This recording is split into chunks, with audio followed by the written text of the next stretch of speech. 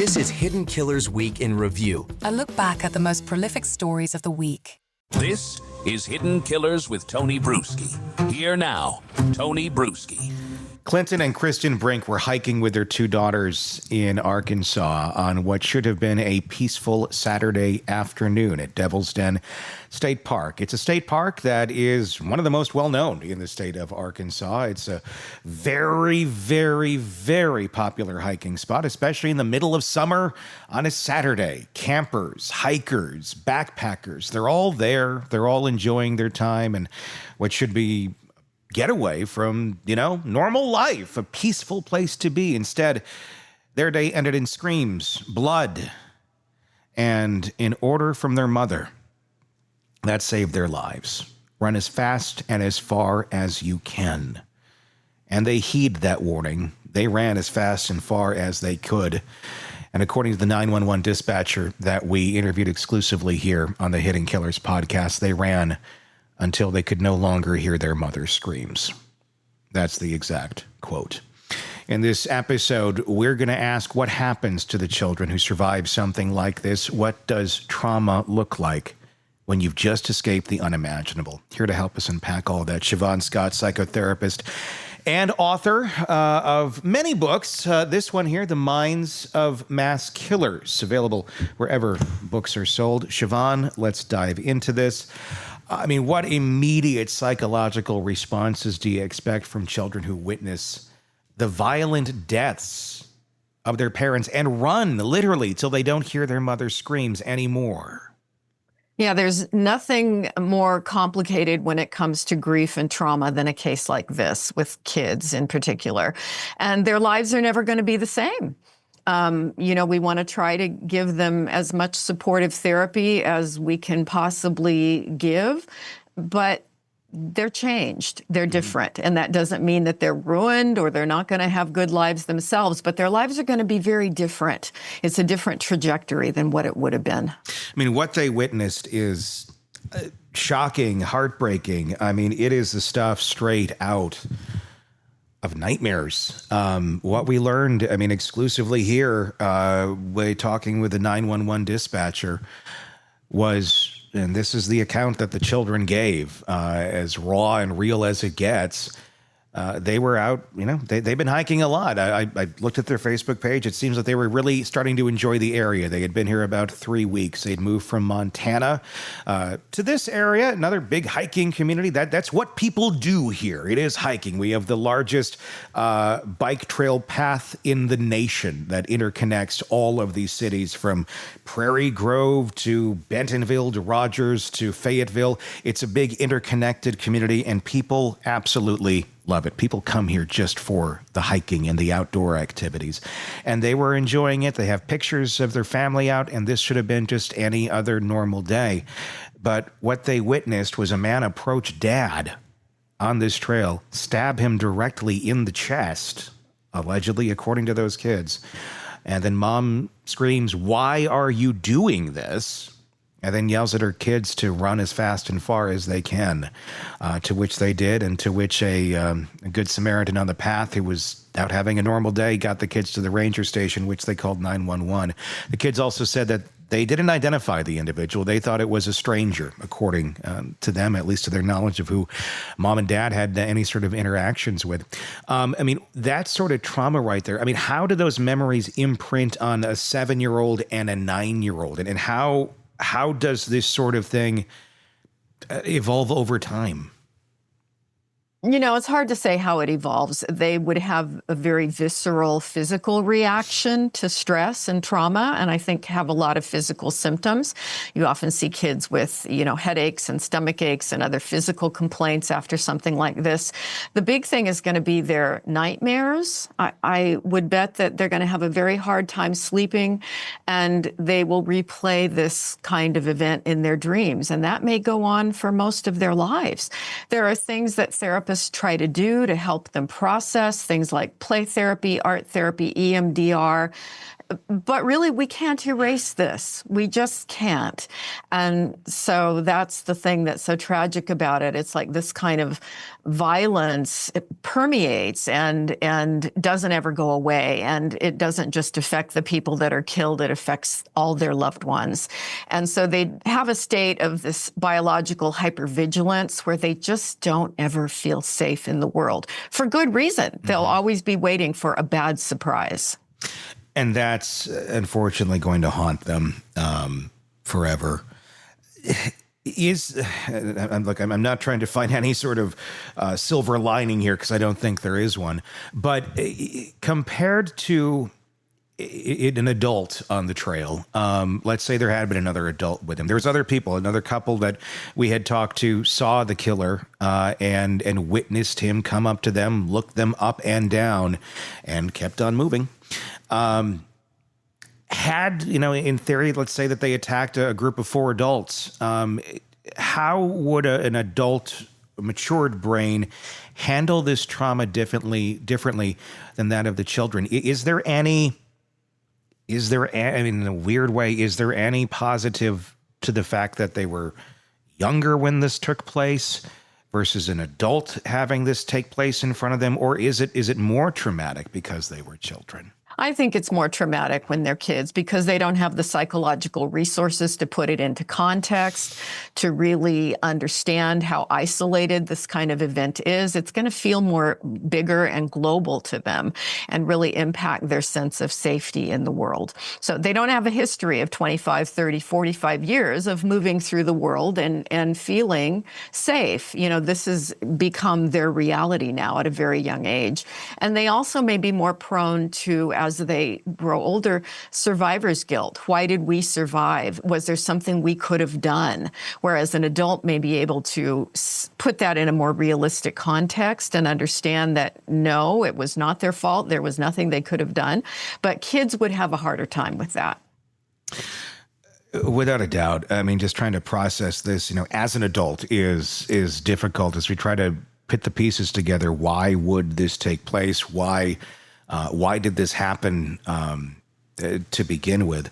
Left with just so many questions about all of that. I mean, if you were speaking directly to the Guardians now, I believe they're with family from what we understand. Obviously, the first thing anyone is going to say, you get them into therapy. Of course, that would be a good thing. But beyond, there's got to be specific. This has got to be something they're going to really have to look at more so, I would say, with a scalpel than just, let's find a therapist online and hope for the best. What would you be advising them? Because this is quite a trauma. What are the next steps for this family and the people who are going to try and help these children heal? It's going to be a long haul, a long road. Be prepared for an emotional roller coaster of a lot of intense feelings. Support them, comfort them, keep them safe, from the environment, keep the media tuned out so that they're not exposed to continually being re-traumatized with triggers from things that they see or hear about or watch. Comfort, whatever comforts them. And that's going to be tough. It's going to be challenging because I'm sure sometimes it will seem like nothing works. But just understand that it's going to take patience, time, and a lot of teaching them to soothe and calm their nervous systems down. So keeping a regular routine with bedtime, a lot of soothing activities at bedtime, and, still as much as possible encouraging them to find pleasant moments. This is where I think animals, pets, can be really soothing for kids and help them rediscover joy. But that may take a while. It's going to be rough for a time. I know some of the family is watching this, so I know your words are going to mean a lot in terms of, helping them find some direction because this is, I can't imagine being in that place. Let's talk about the individuals who are now left out of nowhere. Suddenly they're in the custody of 2 young girls who just lost their parents. The trauma of that as well for a family member. what would you advise them to do for themselves so they can be there for those two little girls the best that they can after an unimaginable situation? I think families really benefit from survivor groups. You know, there are often in, I don't know Arkansas very well or where the kids are at, but often there are groups for people who have lost loved ones in a violent crime or some kind of violence. And I think that's very helpful because you just need a place to talk about your feelings. And sometimes hearing the stories of other survivors, it just helps you know that you're normal and that these intense emotions, you do work through them over time and life does begin to feel better. But again, everybody's impacted differently. We've all got different resources, and some people, you know, they may feel like they're going crazy for a while, and that's normal. That's okay. And so I think just giving people a place to talk about their feelings and you know, doing the practical things, avoiding nervous system stimulants. It's not a time for a lot of caffeine, a lot of alcohol. People try to self-medicate. That typically just makes it worse. So we encourage, again, eat healthy, try to get sleep. If you are finding that you really can't regulate your mood or you're having crying episodes and can't stop, panic attacks, talk with a psychiatrist or a psychiatric nurse practitioner, you know, because sometimes the medication, somebody can take something just, even if it's on a temporary basis that helps them sleep again. God knows I went through a trauma where I needed to do that and I'm grateful for it, you know. There are things that can be done medically to help people just start to regulate their nervous system again. And I think we have to try everything that's helpful. And that's 1,000% true. I'm not trying to sell your book right now, but I'm going to sell your book right now. Nightbird, this is your memoir. You've gone through tremendous trauma and you write about your road to recovery and getting back to yourself in there.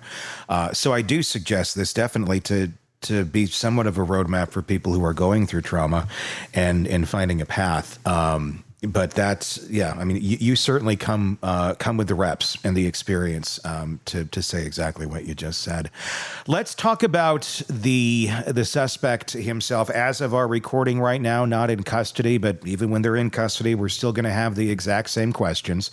How do you interpret the suspect's actions here as they went into this? What we do know is that they had a license plate that was taped over. So the intent immediately is to not be recognizable. The vehicle still up for debate as to exactly what it was, although we have obtained exclusive video here that shows the suspect's vehicle being described possibly as a Mazda, Acura, possibly BMW black four-door sedan. I've heard everything from a different type of Kia as well. It's still up there, but it's a black four-door sedan. The video is available on our website or on our YouTube channel, Hidden Killers with Tony Brueski, if you want to take a closer look at that, or on social at Tony B Pod on X or Twitter. You got that. You got the guy who's also in 100-degree late July day in Northwest Arkansas, wearing gloves, fingerless gloves as they've been described, black long sleeve shirt, black pants. We have the image as well. I should just put that up so you can see what this man was dressed like that day. This is his attire. And a very large vinyl backpack that the witnesses described to us as being extremely out of place. It's a little difficult to see all the dimensions of it right there, but extremely out of place. This was not, let's go out for the day and hike backpack. And this isn't a trail where you're going to go backpack it for like weeks on end either. It's an afternoon hike. To go out there like this, obviously standing out in a crowd compared to everybody else who's out there in sports gear and, trying to stay cool as they walk the trail. What is going on with a person who comes into a situation like this? Obviously prepared, it seems. Yeah, he was there as a predator. And did he have this couple, this family as a specific target? Or was he looking for something that was symbolic to him? I think probably the latter. We know there's a story. He has a reason. The reason does not make sense to the rest of us, but the first thing that popped into my head watching, the videos about the case and the people that were in the vicinity that ran into him, is that this is a person likely who's got some paranoid delusions going and enacting this almost cosplay kind of fantasy where he dresses up like what he thinks this intimidating killer is going to look like. You know, the wearing the black clothes. A lot of the mass killers go out dressed up in black clothes. There's something symbolic about, you know, the bad guy, the really bad guy is dressed in black. So I think he had a script, a fantasy script that he was following. Also the choice of a knife rather than a gun. Why that? But that was my first thought, rather than it being something personal. It's likely a person with a mental health history, to some level psychotic thinking going on, and paranoia. He wasn't trying to disguise his face, but he certainly, you know, you would think a more rational killer, let's say somebody that was a professional hitman or something like that, would be trying to blend in with the crowd and certainly wouldn't go out in midday in a crowded area. So my sense is that this is a person with some kind of paranoid delusion that had a story. And was he looking for a happy family? Was he looking for a family with kids? What is the deeper meaning of that? At some point, if they catch him, we may hear that. We may know. It reminded me of a case many years ago, in fact, a couple decades ago, of a guy I worked with who had inexplicably gone out and shot a group of Mexican gardeners, killing one or two of them. I don't remember, but it made no sense. And he had this fairly benign history. He didn't have any history of, you know, being locked up for anything, no criminal history. But the story in his head, he was in his mid-20s at the time, he had started having paranoid delusions that Mexican gardeners were trying to put poison in the California aqueduct to poison the state of California. Completely delusional, completely paranoid. But then the angel Gabriel appeared to him and one day said, take your hunting rifle and go out and I'll show you who these specific gardeners are. And that's what he did. And the sad thing is, when he was on meds and he was no longer psychotic and delusional, he was a very nice guy.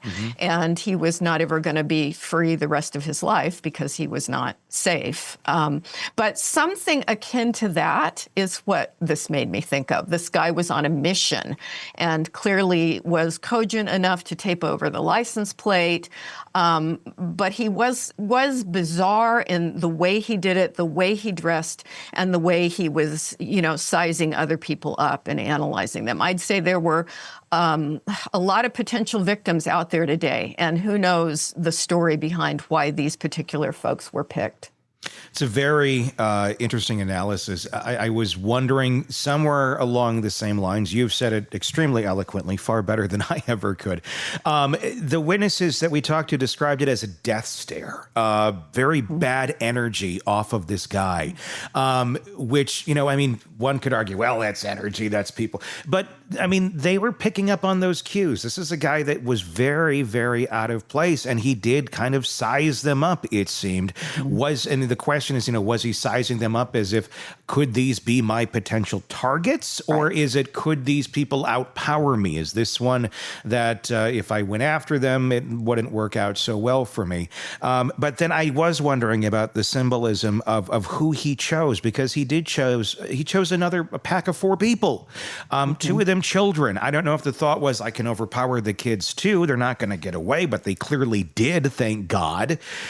Or was that representative of something in his past? And that is kind of where my mind was going. Is this someone who had past family issues and is now, you know, lashing out essentially at the symbolism of what that represents, almost, I mean, in a different sort of way as like Brian Kohberger did, you know, the symbolism of Maddie Mogan, of those happy young college kids that were living their lives in an unattainable reality in the mind of Brian Kohberger for himself. So rather than trying to make fixes in their own life to fit in and to have that, it went to destroy. Is that something that may have been in the mindset of this individual? Certainly could have been. Certainly could have been. And the choice of the knife also connotates a lot of rage, a lot of anger. And a paranoid person with some kind of a fantasy script, some kind of a delusion that he's acting out, they're very scary people. And you do notice a look in their eyes that's incredibly intimidating.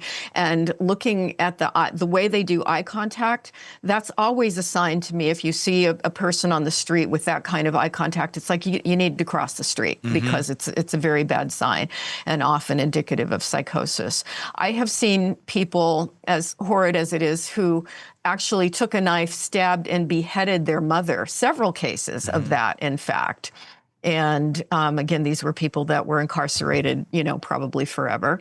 And this is the kind of rage that's completely hard for the rest of us to understand, and especially when it doesn't make sense. But when they believe their mother was possessed by the devil and they were killing Satan, and there was actually one case where the guy did that to both parents. And again, it's psychosis, which means the brain is very sick.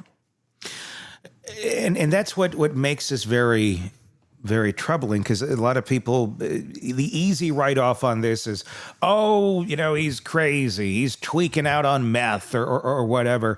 But this was a planned attack. I mean, a lot of times you see like meth addicts or drug addicts or somebody's going to out there and they're having their own delusions. They're not taping over the license plate. They're not coming in with the full tactical gear to carry out an attack. This is something premeditated. He was thinking about this for quite some time. That doesn't necessarily rule out that he's, a psychopath by any means. Plenty of psychopaths are able to do very tactical things. But it to me, does the fact that there does seem to be quite a bit of premeditation here, does that rule out the likelihood that this was just some drug addict that decided to tape over his license plate and kill somebody on the trail that day?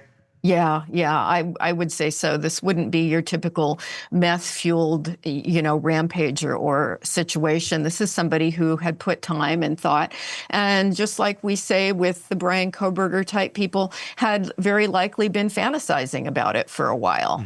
And this is why when he's caught, his history, and if there were any similar violent events or threats or, anything in the past, that would really be relevant. The community right now, it's amazing when something like this happens, because everybody thinks they know who it is. And I applaud everyone who has sent us information, sent us pictures, and please do keep sending us anything that you know and anything that you may think, because we're going to take a look at it. We'll pass it on to authorities if that need be, but we'll dig. We will dig, and people can do that. I want them to know that. You can go to our website, truecrimetodaypod.com. There's a contact section right there.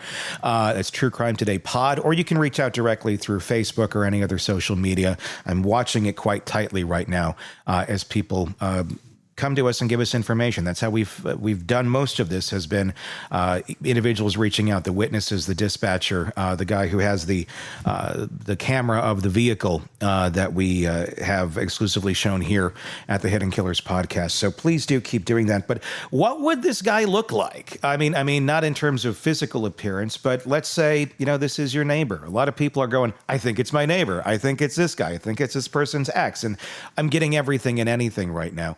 But what truly would someone like this possibly be like if they are your neighbor? Would there be any red flags to look out for if you're suspecting that, hey, maybe that guy could be the person? My guess is this is a person who's rather isolated. And if he's your neighbor, he probably doesn't wave and say good morning. This is a person who stays away from other people, probably not a happy family man, who shows up at the soccer matches. I mean, this is probably a person who stays to himself. And he may come off as kind of odd. He may come off kind of creepy, but he may not. He may just be very, very private.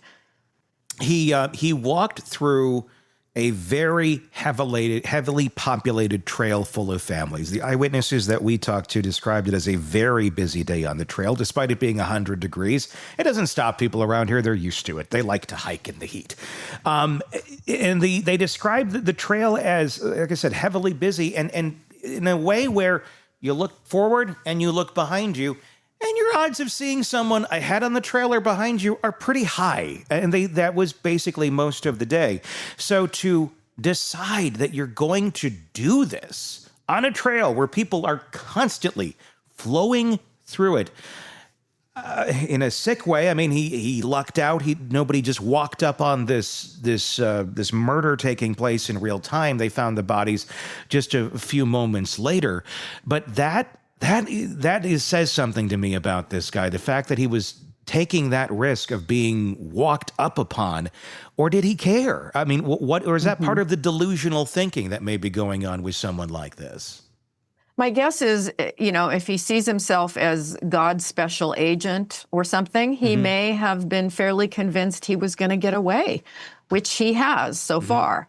But it's hard to read, into that exactly what could have been happening. But again, a rational murderer. Are the rational murderers? Is that a word? That's a new one. The rational murderer. Well, we can say a person more grounded in reality, even if, let's say, he had a reason to target this family, which doesn't sound likely, but even if he did, he would not have done it in this way, in this place. The goal would have been to do something where he wasn't going to be seen and discovered immediately. So that, again, is what made me think psychotic. There's something really off here. And it also leads into the other question, because everyone's trying to dig and look and, okay, well, what's going on here? They moved here about 3 weeks ago to a small town of Prairie Grove. I actually used to live there. It's a little kind of bedroom community just outside of Fayetteville. I actually walked up and down the streets of it on Sunday, going to antique stores. Nice little town. It really is. And I talked to several of the shop owners, and I said, have you heard about this? Because that's where they lived, and it's very close to the park. No one even had any idea that day of what was going on, but that's because of the police messaging and not getting the information out fast enough. That's a whole other topic we're not going to get into right now. But the fact that this occurred in this kind of a setting, it makes you wonder what was going on. He had not started his job yet. The husband, the father, he was supposed to be working as a dairy delivery driver. I believe he transferred from a company in Montana to Northwest Arkansas. So there's not the work history here where maybe there's somebody mad or things of that nature. He wasn't even at the job yet. So the idea of an angry coworker or a targeted hit don't seem to make a lot of sense. And if it was a targeted hit, that would be one of the sloppiest hits we've ever seen. Yeah. But there are sloppy hits out there as well. But again, we don't know much about the family. They don't necessarily stand out to me as anything particularly where someone's going to order a hit on them. I don't know what the criteria honestly is for that, but I don't know. It just doesn't feel like that. Would you be ruling out things like that at this point psychologically when you're trying to zone in and hone in on who actually did this? Yeah, that would be the worst hitman ever. Yeah. Completely counterintuitive. It wouldn't make a bit of sense. So yeah, I just go back to a guy who had a reason. He was very clear in his mind on what that reason was, but the rest of us would look at and say that is not rational. Doesn't make any sense. Obviously, we don't know anything about the guy. But the way that this attack was carried out in this community that loves to hike and loves to go on these trails, and there's hundreds of them everywhere, with that going on, what do you think? Is this guy a threat still? Do you think he's looking to attack again? Is this something where, so far he got away with it. People are not going on trails at this moment in time in this area. At least a lot of people are not. Is this the beginning? Does this look to you like this could be the beginning of someone who's trying to be a mass killer? Or is this someone out living their horrible dark fantasy and now disappearing into the ether? It could be either. My guess would be that he's having a sense of euphoria after fulfilling the fantasy. And so is there a chance that he could repeat it? Sure. And we, don't have any information at this point to indicate either way, but it's certainly possible. It may be that this was the big thing and this would hold him over for a while. But would there be an urge to repeat? I would be concerned about that. What's the likelihood that he returns to the area? I mean, the trails are closed off specifically at Devil's Den right now. There are other parts of the park that are open. But obviously, we see this quite often with killers returning to the scene. We saw Koberger driving back by the house just hours after the murders took place. Is this likely someone who, like I said, as of right now, he has not been found? If he has been by now, well, then there's that. But as of this moment, is this likely someone who's hiding in plain sight? Do you think this is someone who is hiding in the shadows again for fear that maybe law enforcement does know who they're looking for and just have not announced that as of yet, and they're trying to track this man down? Yeah. What do you think's going on in this person's mind at this moment? Yeah, that was one of my thoughts, is that law enforcement may know a lot more than they're letting us in on at this point. I actually hope that that's the case, that they are onto some leads here by now. And so is he very likely could be monitoring the news very closely to see what's coming out and what people are saying about identifying him? Might he go back to the scene of the crime? They sure do tend to have a compulsion to do that. And that would, I think, go back to how rational is he? Because I think a rational person would get pretty far away from there, but he may not be. He may be lurking in the area. There's a lot of witnesses who did see him. Several witnesses said they knew something was off. How does hindsight guilt show up psychologically in bystanders? They knew something was off. Did they, or is that kind of one of those things that come up later on where it's like, well, looking back? But the folks I talked to, they all four of them said the next day when they found out the news about the park, they had passed hundreds of people that day, but the one that stood out to them was this guy. I would trust that. And, sometimes people will reflect, and it's very distressing to be the one that got away. It's like, why did we get away? And so that, again, that's this, the grenade effect from violence, is that it impacts so many other people. People wonder, could I have done something to interrupt this? They go over it and over it in their minds. And basically everybody in the area will feel a certain amount of trepidation, I would think, when they're out hiking or out in nature, because, as I use the term a lot, bad surprise, and that's what trauma does. It's like this bad surprise, and people start to feel this anticipation of things like that. And we can't say that that's non-rational, it makes perfect sense. So I would expect that anxiety in the general public there is going up, which is why I think it's so helpful for people to find other people to talk about these feelings. And, then when he's caught, there's the collective sigh of relief. Everybody in the community can go, phew, But does it affect the way people move through the world forever? Yeah, it does. The cases that I've seen through work, it affects my sense of safety in the world. Places I'll go, places I don't go. And, you had mentioned something earlier that I think is very relevant, that predators often, when you get into the mind of a predator, how did you choose your victims? They'll say, I looked for the person that would be easy to hurt. Yeah. And we hear that over and over again. And so I think, again, being a woman in the world, and I'm a rather small woman. I have several friends that are 6 feet tall women, and I think they move through the world differently than I do, being a rather small woman. And I think these are all things that it's helpful for us to recognize and talk through. How do we feel safe? And that's a big question. We're not trying to play a game of, who had the most trauma here, because clearly those children win the award for that, the award nobody ever would want to get. But there is a thing as communal trauma, where a community feels it at the same time. And I would say that that's a big thing here right now, because this is a very family-oriented community. People come here because of the lifestyle, because it's very safe, because there are very good schools, because you can live in relative safety and not fear for your life. I'm certainly questioning some of my own rules of letting my child run around in the neighborhood. And an interesting thing in this area for me is I've been, I'm not to say a helicopter parent, but I have in time relaxed some of the anxiety of that with society. And in past years, I've let my daughter go out and play in the back, go in actually to the woods, which are in the back, to go play with a friend and play by the creek and play literally by one of these trails.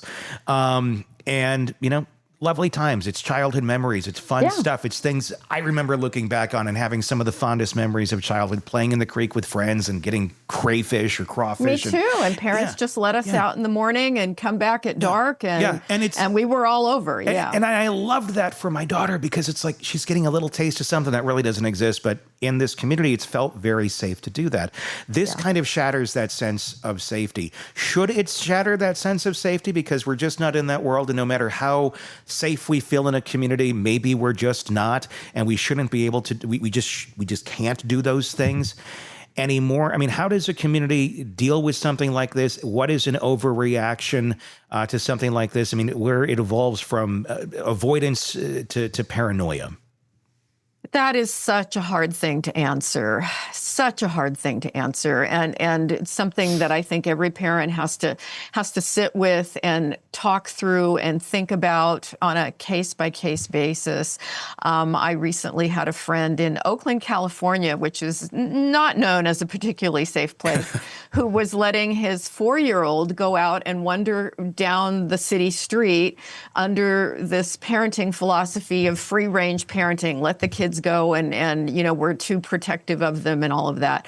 The kid had he put his name tag on him and the phone number, but it was like this exercise in, we're going to help him feel powerful in the world that he can go wander around outside. Well, the police brought him back. Somebody called CPS on him. And I have to say, I would have too, you know, I agreed with that. And his theory was, well, most kids are molested by family members. Okay, statistically, that's true.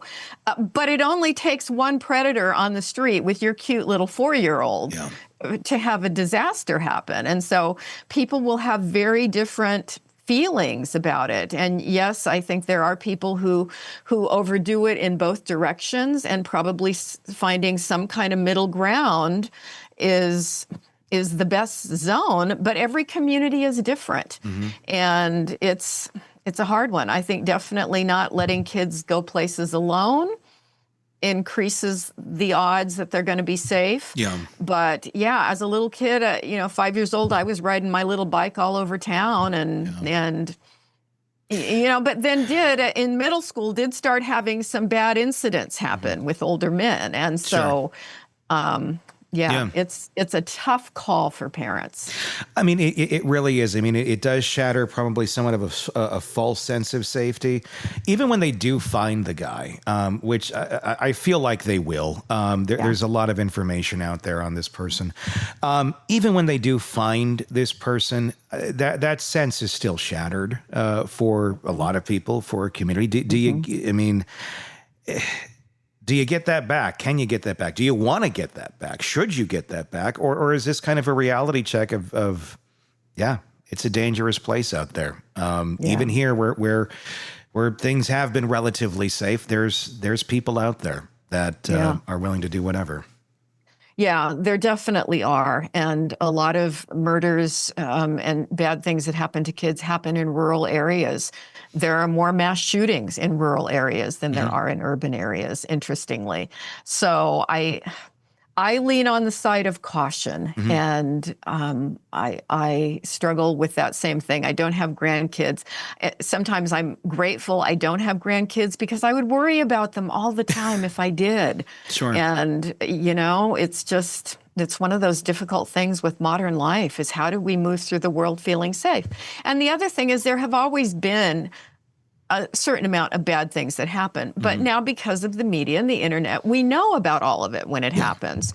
And so that increases our sense of danger that, you know, there's really no safe place. I mean, it really does. I mean, obviously this community where it happened in here, where I'm at, is feeling it. But now anybody who's watching this anywhere is going to be thinking about hiking and like, oh, Yeah. Maybe we're going to go to IKEA this weekend instead of the hiking trail.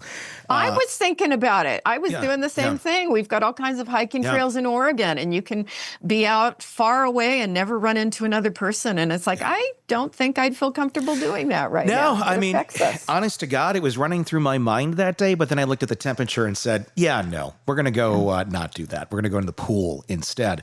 But there's one other piece of this that I wanted to pass by you and get your thoughts on. And that's the moment as to which the horrific incident took place where the man came up to the family and stabbed Clinton in the chest. Kristen, allegedly, according to the kids in our reporting here, said, "Why are you doing this?" I'm just going to leave it at that. Why are you doing this? What do you make out of that message and those words from Kristen to the attacker as it was happening, and then urging her children to run fast and as far as you can? Notice she didn't run as fast and as far as she can with the kids. She stayed there. Why are you doing this? Does that tell you anything? Well, it tells me that she did not know this person. Okay. And that, I mean, that would be the first thing that would pop into my head. Could I be wrong on that? Sure, I could be. Sure. But you know, you would think if this was someone that you had a stalker or a vendetta with them, that, you know, you would have had some inkling of why they were doing it. This is the guy that's been following us around or whatever. But the fact that she told the kids to run, good mom, protective. That was the best thing that she could have done. And she probably wanted to protect her husband. I mean, that would have been my inclination too. Can I fight? Can I do something physically? You know, even if that was completely not in reality, but that was probably her instinct at that point, was to try to help. I'm also going to guess on this one that it was run as far and fast as you can, because mom's going to stay back here and I'm going to distract this guy to make sure he doesn't go after you. Because if she didn't tell the kids to run, if she stayed there and got attacked too, then the kids would have been there. And God knows. Yeah. I mean, does this read to you like this guy was targeting just the parents and the kids just happened to get away? Or, you know, was it let's take out the parents and then do something with the kids? Could have been either way. Yeah. Could have been either way. And when he's caught, and if he'll open up about what was this bizarre fantasy that he was enacting, it'll all make sense if he'll open up and talk about it. So many questions. And just not a lot of answers. But Siobhan, you helped us make a little bit more sense of it today. Her 2 books, and I highly recommend checking them out. Nightbird, your memoir, especially about dealing with trauma and getting through it. And of course, if we're looking back at the killers, you wrote kind of the book on it, The Minds of Mass Killers, both available wherever you get books. Siobhan, as always, thank you so much for being on and giving us your insight. Thank you. Want more on this case and others? Then press subscribe now and don't miss a moment of true crime coverage from Tony Brueski and the Hidden Killers podcast.